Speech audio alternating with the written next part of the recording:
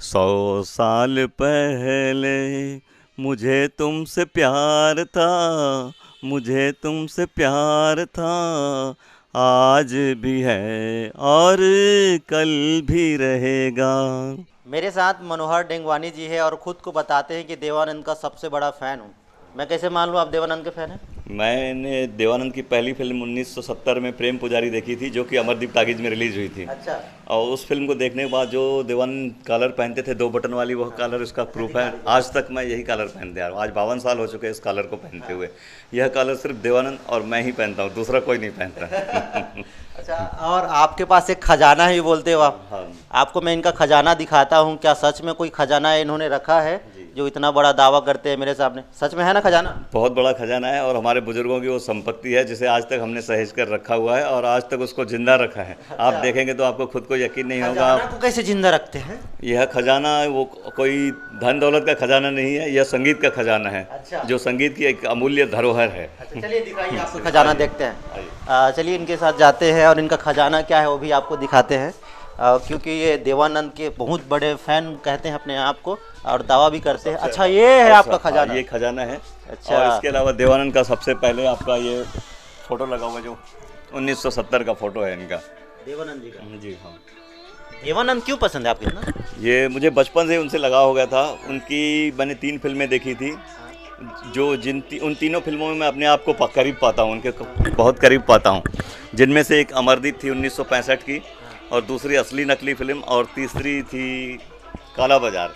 ये 3 फिल्में देखने के बाद ऐसा लगा कि ये मेरे जीवन से जुड़ी हुई घटनाएं इसमें बहुत सारी मौजूद हैं।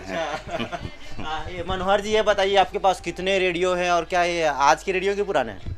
ये 1948 से लेकर आज तक का मॉडल इसमें मौजूद है और यह इनकी संख्या लगभग 582 है। और 582 और सारे मतलब ये रनिंग कंडीशन में। सारे रनिंग? हाँ। अच्छा, मैं आपको दिखाता हूँ ये खजाना इनका। ये मनोहर जी का खजाना है। और अच्छा, ये भी बताइए मुझे कि ये खजाना कितना बड़ा है? दुनिया में कितने लोग रेडियो का म्यूज़ियम बना के रखे हैं? दुनिया में लगभग 32 लोग हैं जिनके पास रेडियो का कलेक्शन है। और 500 लोग ऐसे हैं जो रेडियो के पीछे दीवाने हैं। अच्छा। और श्रोताओं की संख्या बोलेंगे तो पूरे मतलब अपने भारत में 3.5 करोड़ श्रोता हैं जो रेडियो नियमित रूप से सुनते हैं। नियमित रूप से सुनते हैं। मतलब रेडियो का हर जानकारी आपसे मिल जाए? जी जी, अब पूरे अच्छा, विश्व। ये बताइए कि और आपके पास विश्व जितना है उतना किसी और के पास है भारत में? भारत में अभी तो किसी के पास नहीं है फिलहाल। पहले था तो उन्होंने अपने पैसे के लालच में आधा कलेक्शन बेंगलुरु के डॉक्टर जेके दास को बेच दिया, मुंह मांगी कीमत में। और हालांकि सबसे विश्व का बड़ा कलेक्शन है, जो विश्व में 3 कलेक्शन है, जिसमें सबसे बड़ा कलेक्शन इंग्लैंड के गैरी वेल्स का है। अच्छा। उनके पास 1200 रेडियो का कलेक्शन है। और उनका कौन है? दूसरे नंबर में अपने दिल्ली के थे, गोहिल करके, जिन्होंने अपना कलेक्शन आधा बेच दिया। तो उनकी संख्या तीसरे नंबर पे चली गई। हालांकि तीसरे नंबर पर पहले मैं था। अच्छा, अभी अपन दूसरे नंबर अभी हम दूसरे नंबर पे हैं, विश्व रिकॉर्ड में दूसरे स्थान पर आ चुका है। क्या बात है जी। इनके पास जो रेडियो है ना, वो बहुत पुराने रेडियो है। कलेक्शन के बारे में आपको बताता हूँ। ये वाला रेडियो दिखाता हूँ पहले आप। ये अखंड भारत का सबूत मांगते हैं ना, तो इस रेडियो को देख लीजिए और समझ लीजिए कि यही है अखंड भारत का सबूत। क्यों? और यह हमारे खानदान का भी पारिवारिक पहला रेडियो है जिसे हमारे परिवार ने खरीदा था। और जब विभाजन के, और यह इस विभाजन के दौर का रेडियो है। अच्छा। और विभाजन की यादें भी हमारे बुजुर्गों की इस रेडियो के साथ जुड़ी हुई हैं। और स्थायी संपत्ति के नाम पर मात्र यह एक रेडियो ही था हमारे परिवार के पास, जिसे हमने अखंड भारत का पहचान इसको मैं क्यों मानूं, बताइए। क्योंकि इसमें सारे अखंड, यह रेडियो ब्रिटिश गवर्नमेंट के हाथ का बनाया हुआ है। इसके प्रत्येक पार्ट्स पर मेड इन इंग्लैंड लिखा हुआ है। अच्छा। और इसकी डायल प्लेट को आप देख सकते हैं, जिसमें भूटान, काठमांडू, आपका थिम्फू भूटान की राजधानी, सिक्किम, गंगटोक, और ढाका, मुर्शिदाबाद, रावलपिंडी, मुल्तान, पेशावर, लाहौर और कंधार के रेडियो स्टेशन प्रिंट है। जो कि पाकिस्तान भी जुड़ गया और आपका अफगानिस्तान भी इसी में जुड़ गया। भारत में उस समय ब्रिटिश गवर्नमेंट के समय भारत में 7 देश एक साथ थे, जिनका नेटवर्क भारत सरकार की ओर से ही चलता था, ब्रिटिश गवर्नमेंट चलाती थी। तो वो 7 देश थे। 7 देश में, जिनमें भारत, पाकिस्तान, बांग्लादेश, नेपाल, भूटान, श्रीलंका, अफगानिस्तान तक था, कवरेज था इनका। जी। ये मुझे कोई रेडियो आप चला के दिखाइए आप। ये तो चल रहा है, इसको बंद कर दीजिए, ये वाला बंद कर दीजिए। ये छोटा वाला रेडियो है। ये चलता है? हाँ, चलता है। चलाइए जरा। सेल डालना पड़ेगा। चलेगा अभी की? हाँ, दूसरा दिखा देता हूँ। दूसरा दिखा दीजिए। हाँ। तो किसी का खजाना कोई कहता है तो उसको बहुत सहेज के रखना पड़ता है। अच्छा, ये देखिए, ये वर्तमान का रेडियो है। ये वर्तमान हाँ, ये वर्तमान मॉडल है।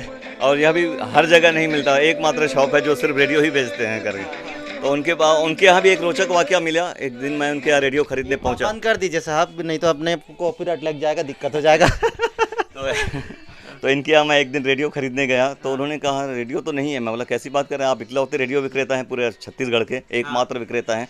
तो बोले जगदलपुर में मनोरंजन के नाम पे आज भी कोई साधन नहीं है दूरस्थ इलाकों में। हाँ। तो हमारे यहाँ 200 रेडियो की खेप उतरी थी। वो सारे रेडियो एक ही दिन में जगदलपुर चले गए। कोई पार्टी आई थी, 200 रेडियो एक साथ खरीद के ले गए जगदलपुर, और पूरे जगदलपुर चले गए रेडियो। बोले आप ये बताइए, ये 1948 का बताते हैं, 1965 का रेडियो बताते हैं। मतलब आज से कई 50 60 70 साल पुराने रेडियो हैं। तो इसका जो मशीन रहता है वो कहाँ से लाते हैं, मिलता है कहीं? मशीन कहीं नहीं मिलता है, और इसके पार्ट्स हमने सहेज के रखे हैं, कहीं ना कहीं से इसको अरेंजमेंट करके चालू कर देते हैं। जैसे कोई वॉल रेडियो है, नहीं चल पाता, उसका कोई पार्ट्स नहीं मिलता, तो उसको ट्रांजिस्टर की प्लेट से अल्टरनेट करके चालू कर देते हैं। अच्छा। और यदि कोई ट्रांजिस्टर है, जैसे आप ये देख रहे हैं, इसमें ट्रांजिस्टर प्लेट है, ट्रांजिस्टर का कोई सामान नहीं मिलता, तो इसको आईसी प्लेट लगा के इसका स्वरूप बदल देते हैं, मशीन बदल देते हैं। इधर बहुत सारे रेडियो दिख रहे हैं, बड़े बड़े रेडियो हैं। और यह रेडियो हमारे कलेक्टर साहब ने गिफ्ट किया था, हमारे शौक को देखकर। विवेक ढांड साहब जो रायपुर के कलेक्टर थे, रायपुर, दुर्ग और जगदलपुर के कलेक्टर रह चुके हैं, यह इन्होंने हमारे शौक को देखकर अपनी तरफ से पुरस्कार में गिफ्ट किया था। अच्छा। और इस मॉडल को 1953 में पंडित जवाहरलाल नेहरू जी ने सुना था, जब ऑल इंडिया रेडियो भवन का उद्घाटन हुआ था दिल्ली में, नई दिल्ली में।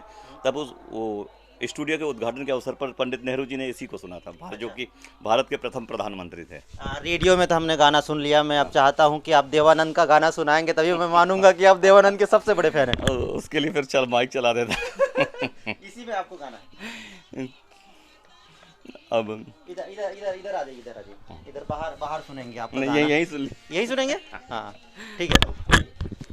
100 साल पहले मुझे तुमसे प्यार था, मुझे तुमसे प्यार था, आज भी है और कल भी रहेगा।